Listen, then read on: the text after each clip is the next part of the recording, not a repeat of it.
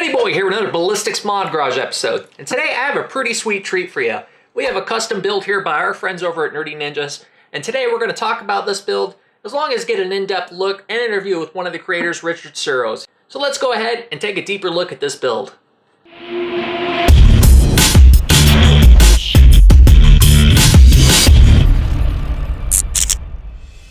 Today I got a special treat for you. I have a longtime friend, Richard Suros, also known as Darth Beavis. He's a longtime modder, been a longtime friend of mine. So Rich, why don't you tell me a little bit about how you got into modding and this build that we have here today that you're gonna help us finish up. Yeah, well, Ballistix has a really warm place in my heart.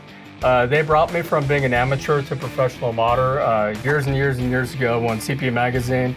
And then they brought me out to CES to do a special build. So we built a computer inside of a globe with fiber optic cables traversing from the RAM to different cities in the globe.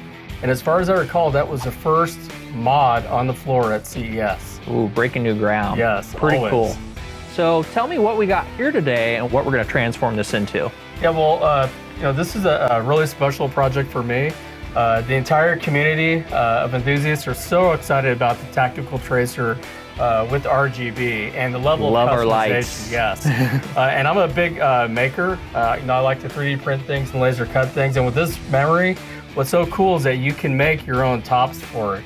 And so they're really empowering us to make our computers reflect who we are and give us the ultimate levels of customization. So what are we going to do for a showcase build to show this new RAM coming out? We decided we're going to make the RAM into the computer to showcase the customization. With Richard's laser cutter, he was able to cut out the huge pieces of acrylic we need to make the light bar. Unlike most acrylic glues, UV glue is less toxic and doesn't put off any harmful fumes while curing. We just need to put down a few drops of the liquid and then align our pieces just on the right spot.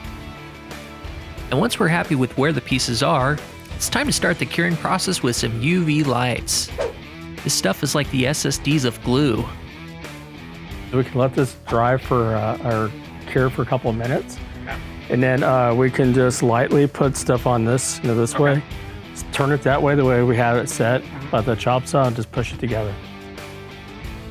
So you come over and push it into place while I'm holding it and get it all lined up. After the light bar, it's time to work on the panels to cover the sides. So Richard, tell me about these side panels that you have cut out here, because these look pretty cool and look like there were quite a bit of work to get these to the exact detail. It almost looked like, you pulled it off one of a giant-sized DDR4 module. Yeah, well, I use a laser cutter to cut all this, so that's a two-dimensional type of process, unlike maybe a CNC router or a 3D printer, which would be three-dimensional. So I looked at the RAM and I really wanted to get the three-dimensional aspect of it, because the RAM is really beautiful, the aesthetics. You really need to capture that so people will appreciate it. With the pieces already cut out, we simply needed to mount them with some well-placed screws. After the panels are squared away, it's time to work on the lighting for the case.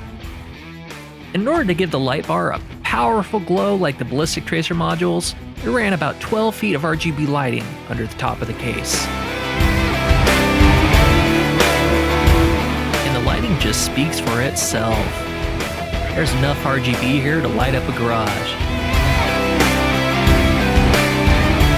So I know this is a pretty in-depth mod, a lot of parts to it, especially lots of laser cutting. What do you think was the biggest challenge, particularly with this build? Well, actually, the biggest challenge wasn't necessarily the laser cutting. It was getting it to the right size. So we had a Pelican case that we bought after we started the project, and so we had to keep reducing the size more and more and more, and that's why the components are so spread out. And we went through a couple iterations of the heat spreaders until we found something just right. Well, Rich, this is an awesome build. Are there anything else you have down the pipeline that's potentially coming out? Well, since I retired from pro modding, I wanted to take it easy for a bit. But after seeing this ballistic tracer RAM, I have to do something new and fresh.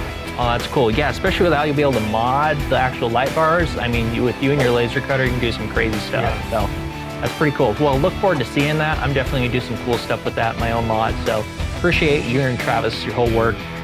But yeah, we here at Ballistix, we love helping creators. We love helping you mod, make your own unique computer, your own build. So stick around with us, see some cool builds.